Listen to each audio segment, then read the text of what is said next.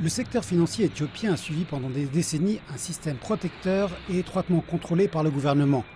Aucune banque ou institution financière internationale n'était jusqu'à présent autorisée à opérer dans le pays. Mais il semble que cela soit sur le point de changer. En inaugurant le nouveau siège de la Banque commerciale d'Éthiopie dans la capitale du pays, le Premier ministre Abiy Ahmed a déclaré que l'Éthiopie avait besoin d'un système bancaire compétitif et participatoire.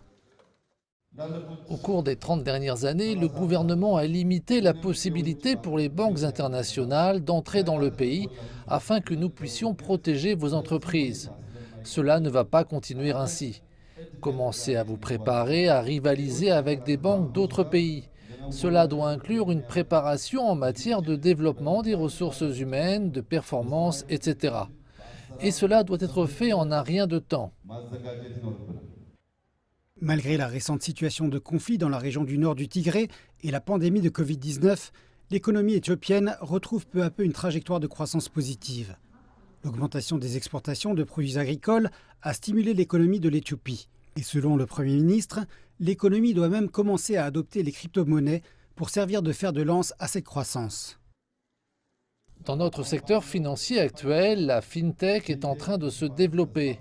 Mais nous ne pouvons pas continuer avec les seuls services de guichet automatique comme cela a été la norme.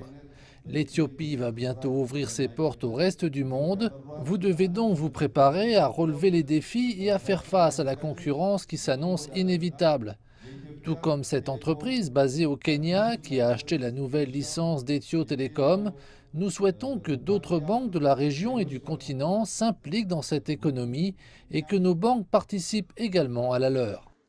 Selon la Banque africaine de développement, l'économie éthiopienne n'a connu une croissance que de 6,1% en 2020 contre 8,4% en 2019, en grande partie en raison des retombées de la pandémie de Covid-19. La croissance du pays a été tirée par les secteurs des services et de l'industrie.